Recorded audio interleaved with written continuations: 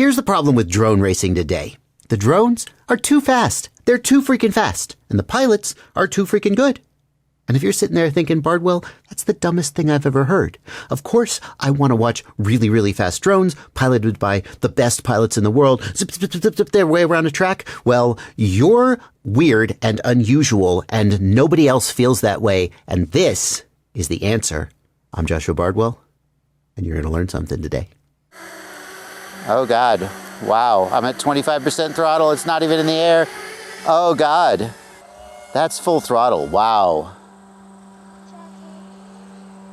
Oh God, see, that's where I'm gonna plow it in the ground if I wait too long to get on the throttle. This is gonna take a lot of adjustment. Wow, you really have to get on it with the pre-turns and learn how it slides through the turns and just try to hold throttle and focus on, oh wow, it flies so bad, but in a way, it makes you a better pilot because you really are focusing on the flight dynamics more than you are focusing on the ability to use the throttle to fix your mistakes. Okay, I take it back. You're not weird and unusual because you are a viewer of my channel, and that means you're an FPV enthusiast, and that means that you, like me, love to watch really, really fast drones piloted by inhumanly good pilots go zip, zip, zip, zip, zip, around a racetrack. But we are not normal. A lot of people have no capability to keep up with MULTIGP style 5-inch drone racing. They just see, and then somebody goes, yay, I won. And they're like, that wasn't fun. Normal people like watching NASCAR cars go around an oval. They like racing that they can keep up with. The idea behind spec racing is that you make all the drones the same. Just like in NASCAR, all the cars are, at least supposed to be, pretty much on equal footing. And that means that it is the driver's skill and the skill of the team that actually makes the difference in who wins the race. But it means more than that. Because NASCAR cars and spec racing drones don't go as fast as they potentially could be if everybody was allowed to tweak them to their heart's content. They go slower. And that means that the racing is a little more technical. You see, there are obvious advantages to 7-inch spec racing for the spectators who just find it easier to watch the race. And that helps racing be more popular. And of course, that's how you end up with drone racing on NBC. But there are also advantages from the pilot's perspective. And we've seen a huge number of pilots picking up this class and really enjoying racing these bigger quadcopters. The original 7-inch spec league, well, the original 7-inch spec league was DRL, but you could only fly DRL drones if you were a higher DRL pilot. Then came along Street League, which still exists and is a 7-inch spec league that people are using. It's just a different league than MULTIGP has. And today we have the MULTIGP Pro-SPEC that we're looking at today. The advantage of 7-inch spec racing for the pilots is that now there is a more level playing field. No longer is it the guy who has the twitch reflexes to be able to fly 2200 kV motors that he's just going to win every race. But it's the guy who can race clean. It's the guy who can make the fewest mistakes. And it really, well, as an older guy with not the fastest reflexes, it really appeals to me, the idea of spec racing, the idea that we're going to slow everybody down and focus on racing clean rather than just the genetically superior 14-year-old who put in 5,000 hours in the simulator and then comes out and cleans up. I'm not bitter. You're bitter. If you're going to participate in MULTIGP Pro-SPEC, you're going to need to select equipment that is compatible with the spec. And when it comes to the frame, there are only two choices. One of them is going to be the MULTIGP Pro Stock frame, or you can use the Project 399 practice rig with the original arms only. For motors, you can use any motor that has the same or less stator volume as a 2808 motor. To get the motor stator volume, we're going to take the diameter of the stator, that's 28 millimeters. We're going to divide by 2 to get the radius of the stator, and then we're going to multiply that by itself to square it, and then we're going to multiply by 3.14, and that's going to give us the area of the motor's disc. Then we're going to multiply by the height, 2808, and the final value is just a little bit under 5,000 millimeters cubed. Any motor with a stator volume less than that number is going to be okay, although frankly the reason they picked 2808 is probably because that's the best motor for this spec, but it's up to you if you want to use a different one. You may have noticed that the motor KV was not specified, and you may be thinking that's going to give some pilots an advantage. How are we going to have a spec class if some pilots could choose higher KV motors and therefore have a quadcopter that objectively goes faster than other pilots? And it's even more complicated question than that, because even if you buy a bunch of motors that have exactly the same nominal KV, there's some manufacturing variance in there, and you can see 50 or 100 kV difference between two motors coming off the exact same assembly line. This problem is addressed by requiring that pilots run a version of Betaflight that has an RPM limiter in it. So Betaflight will, no matter what your motor KV is, Betaflight will make sure that the actual RPM of the motor is capped and everybody's going to be on equal footing. The battery can be any 6S battery of 2200 milliamp hour capacity or less, and the props are actually going to be given out at each event. So there is no standard prop. I don't know why, but there isn't. And they'll choose a prop for each event and hand it out, and then everybody will get. So you don't have to buy props if you're going to a MULTIGP PRO-SPEC class race. So that's nice. As far as video system goes, you can choose analog or HDZero, and the control link can be whatever you choose. Finally, LEDs are a required part of the spec. There's one down the spine here and two on the underside, and there's a standard light kit that you can buy. Now it's time to build our own MULTIGP PRO-SPEC racer. I don't know how much it matters because this isn't a review, but all these parts were sent to me by either MULTIGP or 533. So thank you to them for making it possible for me to do this. If you want to build your own, there are links in the video description below to the stuff that I'm using. They're affiliate links, and it does help me out a lot when you click those affiliate links, because I get a little commission when you do your shopping after you click those links. We're going to start with these 4 countersunk screws and one arm and this plate. And the arms are going to attach to this plate like so. We got 2 screw holes and 2 screw holes. They're just going to line up. And I notice that on the bottom plate, there are 4 press nuts pre-installed, and then the other screws will appear to go through this hole, which doesn't have a press nut. That usually means that the screw is going to go through that hole into a standoff.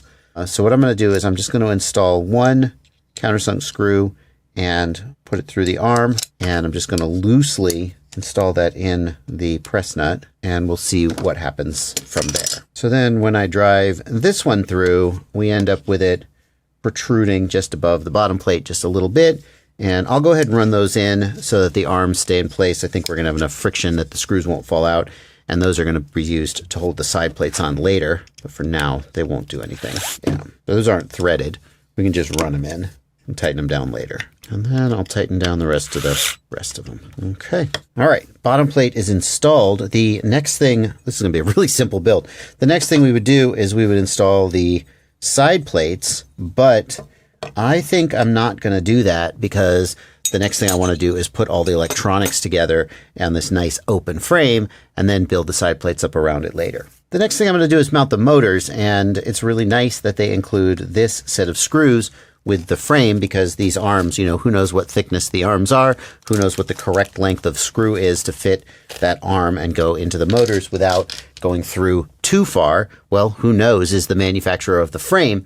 And so I've long been a proponent that frame manufacturers should include motor screws, not motor manufacturers. The motor manufacturer has no idea how thick your frame's arms are. The motors we're using for this build are Emax EcoII. And I'm really happy that MULTIGP sent these motors and not some ultra expensive, ultra premium motor that a lot of people couldn't afford. Emax Eco have been one of the best values in FPV motors for years now. They're kind of mid-tier in pricing, they're above average in terms of quality and performance, and they don't break the bank when you crash and you have to replace them. It is interesting that we've gotten these 2807 motors. 1300 kV is perfectly normal kV for racing on 7-inch 6S batteries, but as I recall, the maximum size was 2808. So aren't we giving up a millimeter of motor volume? And is that going to affect our performance? Oh, probably not. Probably not. Like, we're KV limiting, we're RPM limiting everything anyway. So maybe this motor will have slightly less torque and responsiveness that might slightly affect the PID tune. But again, the whole point of the spec racing class is that we're going to kind of pull everything down to the same level. So if you end up with maybe not the absolute biggest motor you could possibly use, it's not going to put you at a disadvantage. All right, 4 motors are installed. Next up, we're going to grab these 4 stack screws. They come with a frame, and we're going to run them up through these outer press nuts, the 30mm size mounting holes on the bottom plate of the frame. They're going to go up through these holes in the underside, just like so. And I'm not actually going to put Loctite on these. The reason for that is if we put Loctite on these threads, then when we run them up, there'll be Loctite all on it, and it could mess with the silicone gummies. It's just not good to have the solvent of the Loctite near the electronics like that. In theory, I suppose you could just put a little bit of Loctite on like the very, very bottom-most part of the threads. I'm not sure it's worth it. And boy, this is the time when I'm really happy to have an electric driver, because these screws take for frickin' ever to run in by hand. The flight controller and ESC for this build are going to be from Hobbywing, and Hobbywing flight controllers are not the most popular among the general FPV population, but Hobbywing ESC specifically are amazingly popular among racers for their, well, mostly their durability. You could go with whatever you want. The spec does not require any particular flight controller or ESC as long as it's capable of running Betaflight and doing the D-shot RPM limit thing. If we take the ESC and we press it down onto the stack screws, I want you to see that it is mighty close to those press nuts, the inner 20mm press nuts. It's got, I would say, less than maybe even a millimeter of spacing, and I'm just not comfortable with that. So what I'm going to do is I'm going to take some spare spacers that I just happen to have laying around. If you have them, you can use them. You can 3D print little M3 spacers, and I'm just going to raise that ESC up a little bit. So I've got these just left over from previous builds that I've done. You can actually buy them if you want to, and I'm going to use those to space out that ESC. Honestly, it's probably overkill. Like, it might be better to use something that's maybe half the height. I could cut these in half with a diagonal cutter or a X-Acto or something. I think it's going to be okay, though. I think we're going to have enough room to get the flight controller on top, and then, at that point, who cares? So here I've taken 4 more of these spacers that come with the flight controller, and I push it down, and you can see we still have plenty of room here to get the nuts on top without over compressing them, and I think that's going to work just fine. With that established, I'm going to go ahead and cut and solder the motor wires to the ESC. And I'm going to assume that if you're building a 7-inch spec class racer, that this isn't your first build and you already know how to solder. But in case you need a little more instruction, I will put links in the video description to my soldering tutorial. And I'm not calling anybody out, but many people who've been in this hobby for a long time actually suck at soldering and maybe could benefit from watching it. I'm not saying it's you, but if you felt like your soldering could be a little better, the tutorial's well worth the time it takes to watch it. I'm also going to link you to my beginner build tutorial where I actually go through the process of soldering up and installing an ESC. And like, if you feel like that's something you want to watch, you're more than welcome to. Now we've got the motors soldered to the ESC, and I think the next thing to do is to install the side plates. It's not rocket science. You've got 2 side plates. The milled out part goes on the inside, and the front of the frame is this curved part. The back of the frame is this notched part. Hopefully you figured that out before you soldered up the ESC, and they're just going to go on using these screws that go up through the bottom.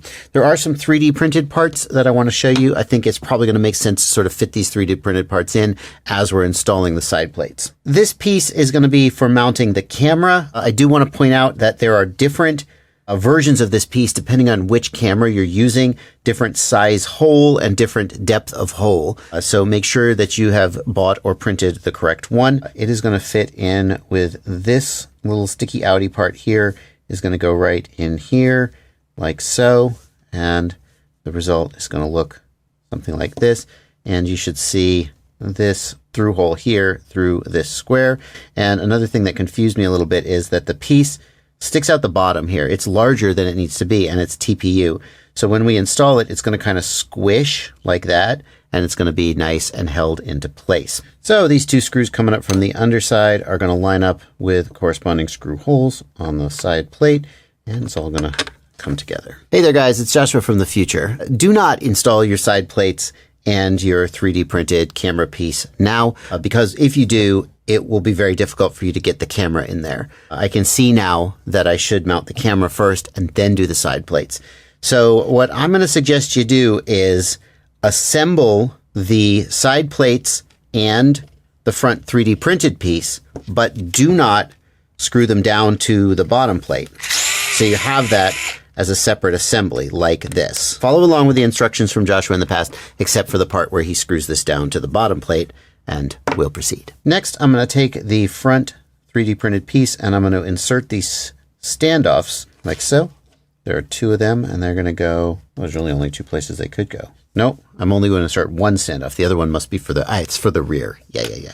So one standoff is going to go in like that.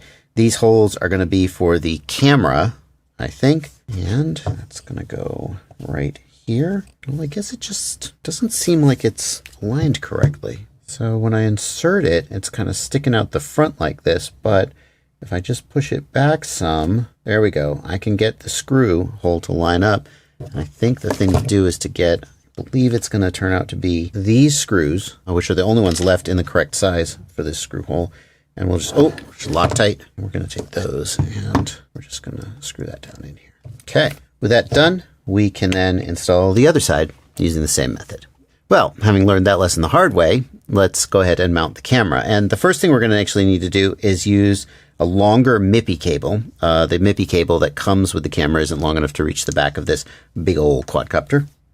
To do that, we'll have to remove these 4 screws on the back of the camera. Oh, this is feels so sketchy every time I do it. Do not touch the sensor. We're going to pry this off. We're just going to apply some pressure here upward at the side of the MIPI connector and pry this off. There we go. Pop off. And then we'll get the new one, and you just got to kind of feel it sort of slot into alignment and then press it down and it'll snap down.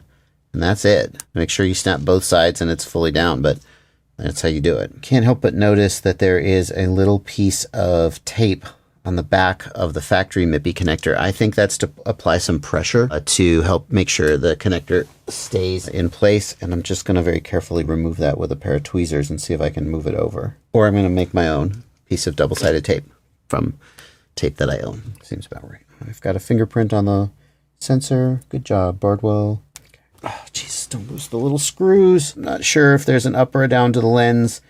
It doesn't look like it, so I'm just going to put it on either way. Seems symmetrical. If you need to get the longer MIPI cable, I've got links to all this stuff, including the little odds and ends I'm using that may not be included with the kit. They're all in the video description below. So then, we're going to assume that this lettering is right side up and the camera cable exits out the top. I know you're thinking, Bardwell, how many builds have you done? Don't you already know this? I never trust my memory. I assume I've forgotten and will get it wrong. And we're just going to press that into the 3D print, kind of like that, until the screw holes of the camera line up with these screw holes here, and then just 2 little screws go in to hold it in place. That's great. The camera also comes with little spare screws in case you take the lens off and you lose the little tiny screws that come with the lens. Good thinking. Good thinking, HDZero. HDZeros, they got their shit together. I'm always so impressed with them. I remember the thing I said about make sure you print the correct 3D print for your camera. Is that right? Is it intentionally recessed there a little bit? This camera is going to be like heavily vignetted. And a short while later, here is the result after downloading and printing the correct front-end camera piece for this camera. There are 2 of them. One is for the HDZero 90 camera, and one is for the HDZero 90 FPS camera with upgraded lens. I guess there's an aftermarket lens people sometimes put on it. And if you're using any other camera, I don't know what you're supposed to do, because there's only 2 front-end pieces you can download from the official repo. Well, anyway, as long as we've got these side pieces here, maybe it makes sense to finish assembling them before we put them back on the body. Because actually, this piece is made to hold the video transmitter, and it goes right in here. We'll just see if we can slide that right in from the outside. Boink. Just going to slide right in here and right in here. Pop into these little holes. Oh, yeah. Like so. That's where the video transmitter is going to mount. And we have the rear piece. I'm just going to go ahead and push this other standoff into the rear piece. And it's going to go in the rear, as you might have guessed, right here across the back. Definitely need to loosen these screws in the front or the back is not going to slide in. I thought I could squish it in, but the standoff means that's not an option. It's going to go like this. With this little clip up, that's going to end up holding the LED strip. I gotta find 2 more of those screws. Are those them? Oh, there are 4 of these screws, and these screws are a different length than the other ones. These must be made for the standoffs. What are the other 2 for? I don't know. So does that mean I should take these long ones out of the front and replace them with the short ones? Yeah, probably, because probably these longer ones are intended for somewhere else. There's where we're at.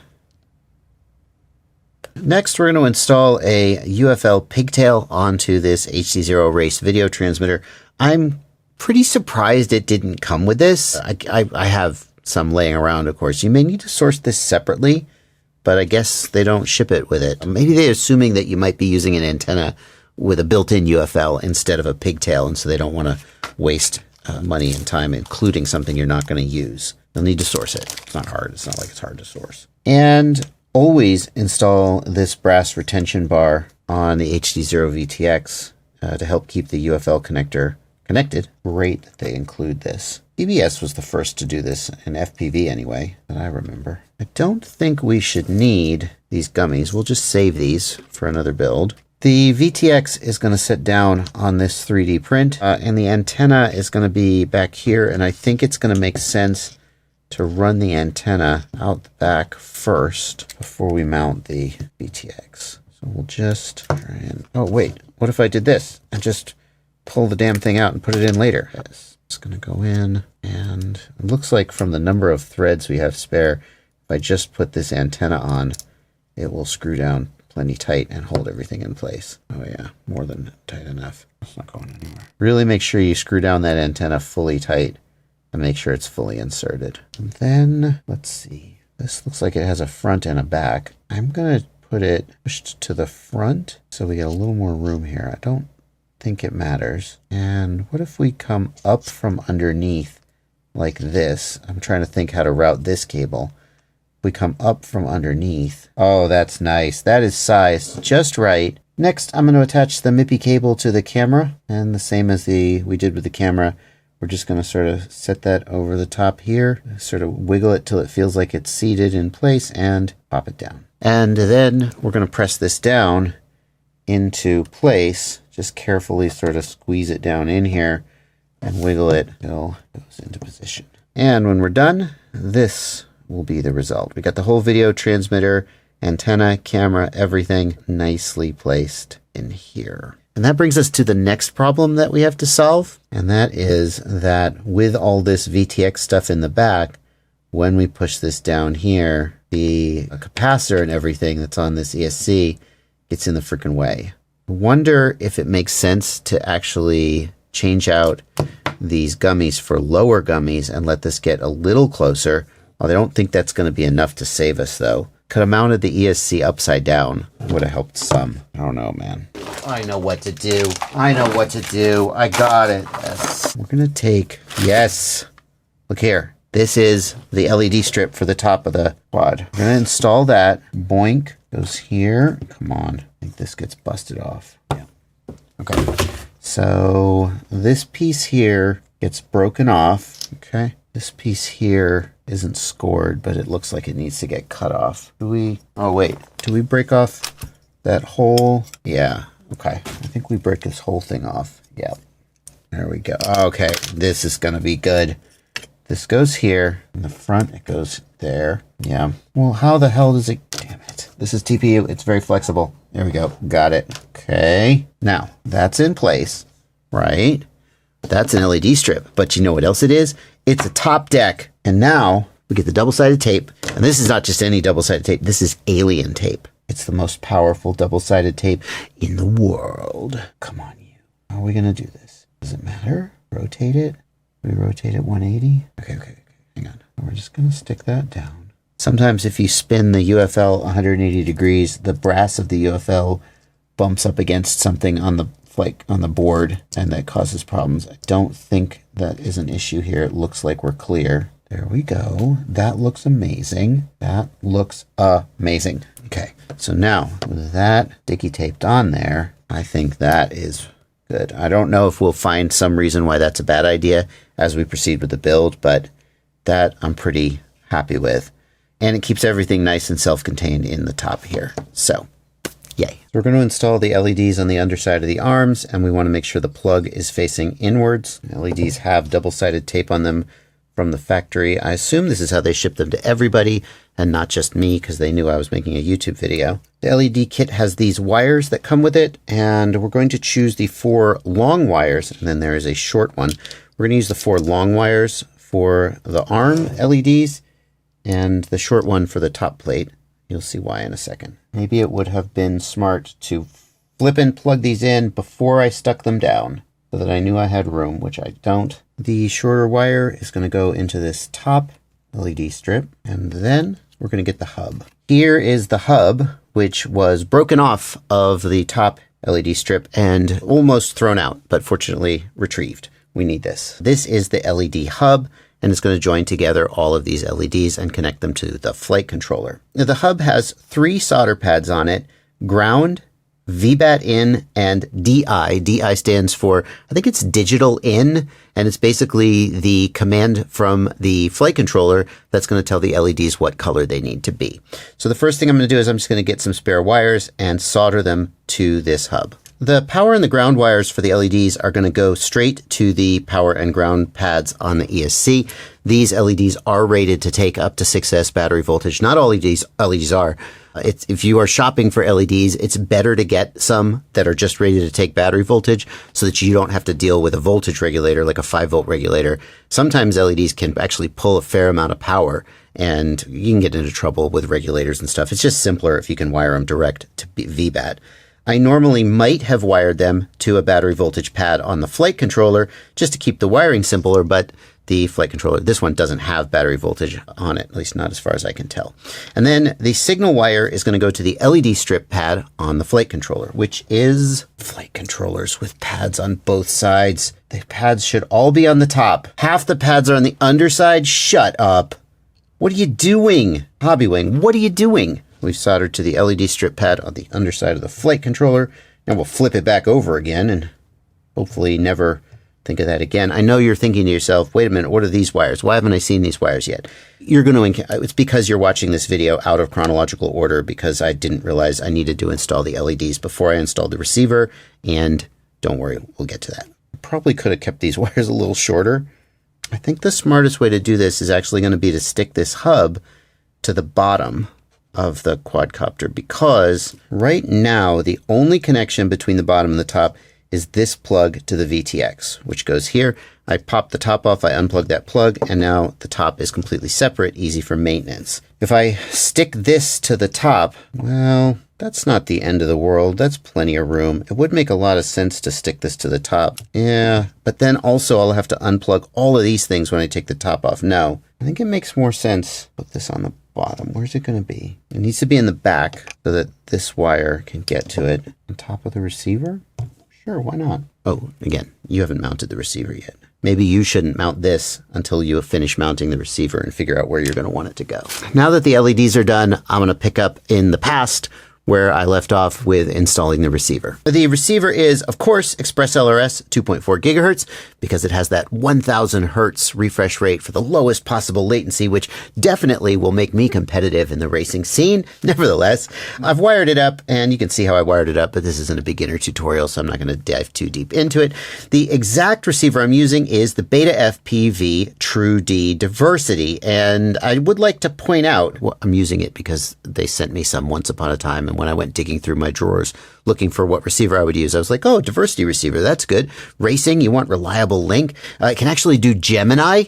Gemini is a technology where you transmit each packet twice on 2 different antennas, and it means you get better LQ, especially when using those ultra-fast refresh rates. But I gotta say, there's one thing that's annoying the shit out of me about this receiver, and that is that the button, the bind / bootloader / whatever button, is on the opposite side from the gosh dang LED. So I can choose to have access to the button, or I can choose to easily see the LED, but not both.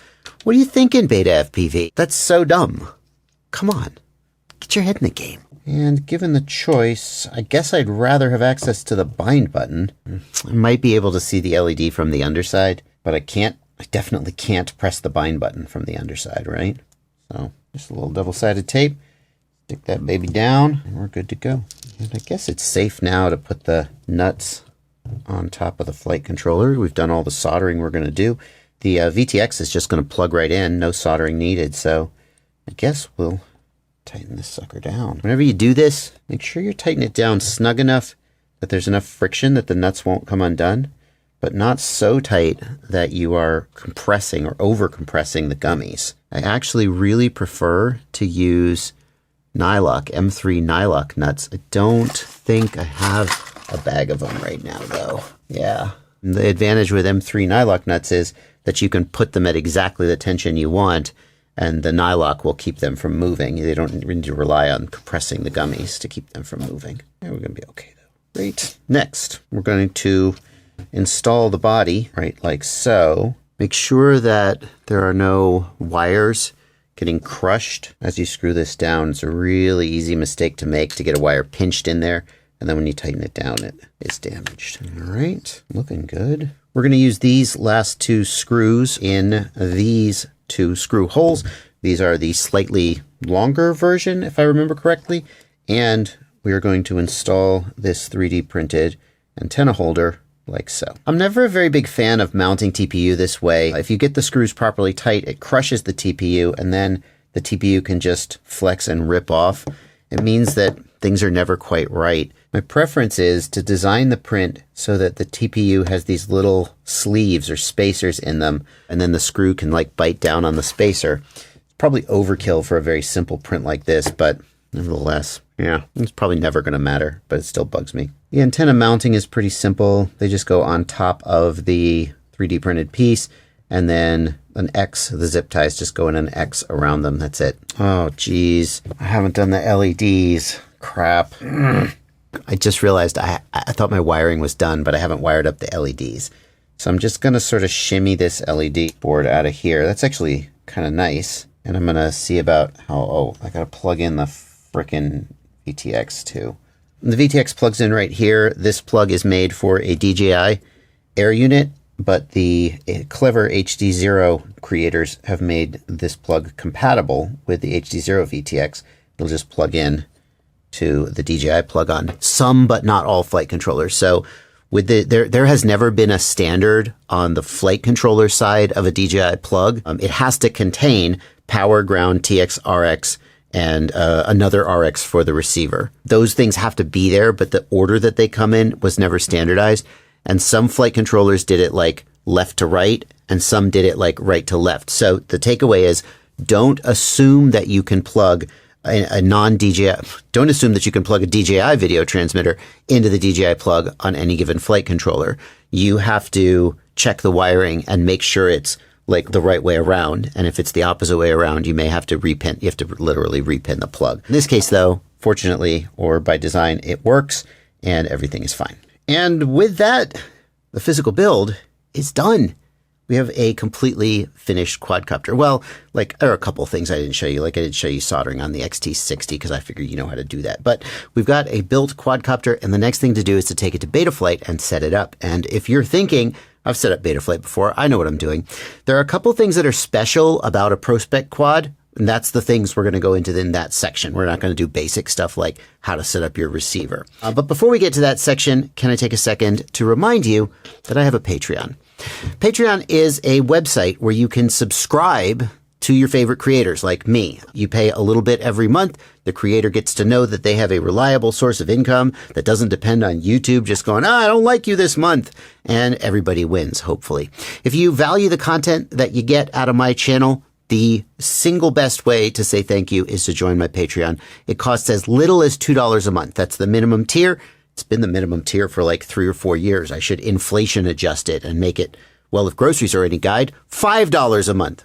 Okay, no, I'm not going to do that. $2 a month is the minimum, but you can subscribe at any tier that you think matches the amount of value you get out of my content. Just ask yourself, how much is it worth, the stuff that I get out of this channel? Pick a number, head to the link in the video description below, patreon.com, and subscribe. Or not. You know, if you're like, hey, I don't want to, that's fine. I'm just going to keep making content. I'm going to keep putting it out there. I've done this for years and years and years. It's working out for me okay. And maybe someday the day will come when you go like, okay, you got me. Today's the day. In order to be legal for ProSpec, we have to flash a custom version of Betaflight to this flight controller. And it's going to have certain features built in, like the RPM limiter on the motors that ensures that everybody is on a level playing field. The way that we do that is we plug into Betaflight and we go to the Firmware Flasher tab, and we're going to need to enable Expert Mode, and we're going to show release candidates, and we're going to change this to Development. Then we're going to select our target name here where it says choose a board. And if you don't know your target name, you could just connect to your flight controller, go into the CLI and type version, and you'll see your target name right here. Hobbywing X-Rotor F7CO or F7CON. I'm not sure why there's a difference there, but it's the Hobbywing X-Rotor F7 whatever. And if we come back here and start typing Hobbywing, then we can see, well, it's probably this one, right? It's pretty much the same, even though it's not exactly the same. I don't know. Then in the version, we're going to pull this down and we're going to look for the CAC firmwares, CAC, K-A-A-C-K. And we're going to choose the latest version of the CAC. We don't want a pre-release or a dev release. We want CAC. In this case, it's going to be 4.5 CAC. That's how you say CAC. And we're going to select that. And then everything else should be fine. We're running Express LRS, so the Crossfire radio protocol is correct. We're running D-Shot, obviously we're running D-Shot, and CAC 450, it looks all good. We do need LED strip, that's included by default, so we're good to go there. Yeah, everything looks fine. We're gonna load and flash. And it's warning us about this difference. Well, anyway, load and flash. When that is done, we will connect to the flight controller and we will do all the basic setup of the flight controller that you would do on any other build. I'm not going to put that in this video. I assume that if you're building a 7-inch spec racing drone, you know how to set up a flight controller. If you need steps to do that, I'll link you to my beginner build tutorial where I take you an absolute beginner through every single step of setting up a quadcopter. That'll be linked. There's a whole playlist. It's linked down in the video description below. It is actually for building a specific 5-inch. It's a kit that you can buy where I walk you through building the 5-inch, but after the build is done, you get to the flight controller and it takes you through all the steps. And well, if you're not building that exact quadcopter, you may need to, like, your receiver may not be on the same UART as mine, but many of the steps will be the same. And I think it's a good place to start if you don't know how to do this. But if you don't know how to do this, why are you building a giant, powerful 7-inch spec racing drone in the first place? It's not my place to judge. Okay, so you notice in the center of the screen, what's all this stuff here? This is the special stuff for the CAC firmware. And what we're gonna do is we are going to center throttle, yaw left, pitch forward to bring up the OSD. And then in the OSD, there are a few extra things here. And all we need to do is go down to specs and choose MULTIGP PRO-SPEC 13K, MGP Pro 13K. And when we do that, we will see in the center of the screen, RPM limit on 13,000, KV 1300, all that stuff. These are all the settings for ProSpec and they're just built in to the firmware. So now when you go to a ProSpec race, the organizers will see this stuff on your screen and they will know that your flight controller is set up how it needs to be set up. Isn't that great? For the LED setup, the first thing I'm going to recommend you do is go to your modes tab and set up your LED low mode so you can switch your LEDs off so they're not just like blasting you in the face the whole time your quadcopter is plugged in. A simple way to do that is to set up the LED low mode so that it is the inverse of your arming mode. When you are disarmed, the LEDs will be off, and when you're armed, the LEDs will be on. If you have a spare switch, you could certainly do it on that switch. There we go. LEDs off, LEDs on. Yeah. Remember, the LED low mode will, when that mode is active, the LEDs turn off, okay? So it's the opposite. You might think you were switching them on, you're really switching them off. The next thing you're gonna need to do is tell the flight controller that your LEDs exist. And the way we do that is we go into the LED strip tab and we enter wire ordering mode. Then you're gonna wanna flip the switch so that your LED low mode is inactive so that your LEDs will actually turn on. And if you're not sure about that, you can go to the modes tab, make sure that LED low is not enabled. We're gonna go to LED strip. We're gonna go into wire ordering mode. I'm just gonna add as many LEDs as I can. The default for Betaflight is 32 LEDs. So I'm just gonna click and drag and add 32 LEDs, and then I'm gonna change their function. Oh, hang on, I need to highlight all of them. So I'm gonna highlight all of them by clicking and dragging, change their function to color, and we're gonna just click any color we want, like red, and hit save. And when we do that, all of the LEDs on your quadcopter should light up. And if I flip the LED low, they should turn off. Good, that's all working as expected.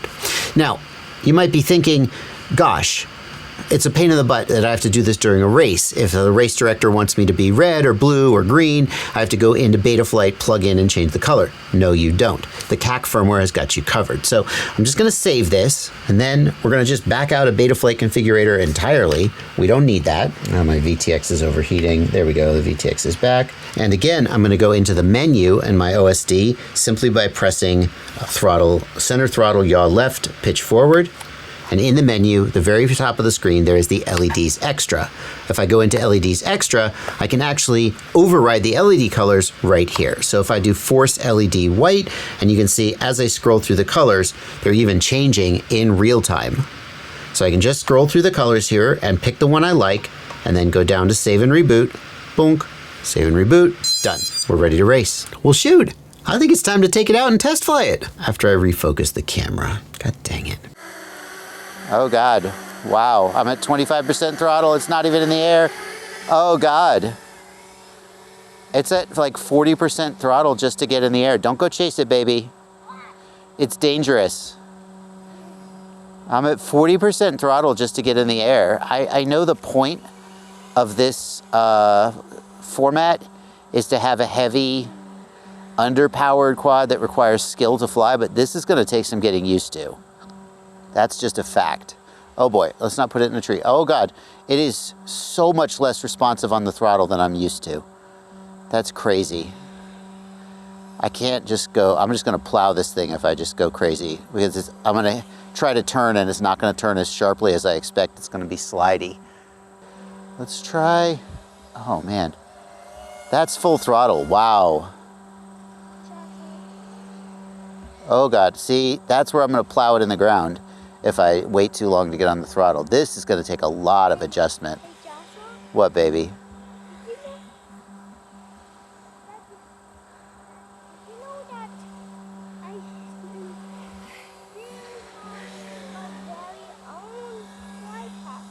You do have your very own quadcopter. I actually went to get it out the other day so you could fly it again, and it was broken. So I think we gotta switch you to a different one. I gotta reposition to get better video. Let's do a full throttle punch out. Not very responsive. This is really, That was a punch out. that's full throttle.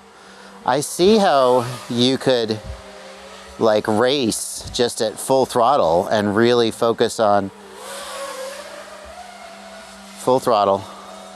Oh, it's the RPM limit as much as anything else.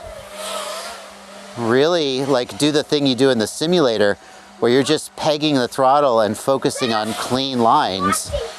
And see, I'm just flying at full throttle. There's no, oh, I fell behind, I'm gonna get on the gas and catch up. It's like you're gonna race clean or you're just gonna get passed and lose. And it's really the pilot who makes the fewest mistakes that wins, not the pilot who can most sort of jam the throttle. And that's really interesting. Let's try and do some turns. See, I'm basically not off the throttle at all. Full throttle. Full throttle. Full throttle, okay. And that's really something. Uh-huh, great. It's just, you just have to, wow, you really have to get on it with the pre-turns and learn how it slides through the turns and just try to hold throttle and focus on, oh wow, it flies so bad, but in a way, it makes you a better pilot because you really are focusing on the flight dynamics more than you are focusing on the ability to use the throttle to fix your mistakes. I mean, that's fascinating. I'm getting more comfortable with it just in this little bit of time. I hope I'm not destroying this battery. Very interesting. It's not too bad on the battery. Honestly, 3.6, I've got like, oh God, I'm swinging wide. 5 minutes of flight time at basically full throttle. This is very interesting. This is a, oh God, oh God, oh God. Ha, ha, ha, whoo. Forgot what I was flying here for a minute. This is a 3500 battery, not a 2200, so it is somewhat heavier, but that's just what I had right now. I haven't got a 2200. So it's probably gonna be a little more punchy on the 2200, but not by much. Jeez, this is an interesting format. Full throttle. This is an interesting format.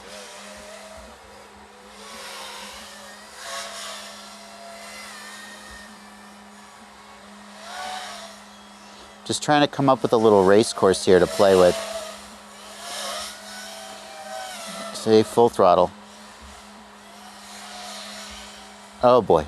Ooh, it's sagging too. Woo! Wow.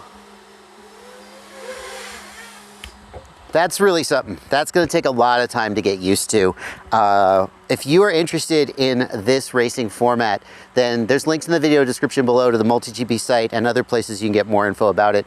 The first race at the time I'm recording this is just a couple weeks from now, and it's going to be a hell of a season. Fascinating how making a quadcopter that flies worse can give you the chance to highlight your skills as a pilot and fly better.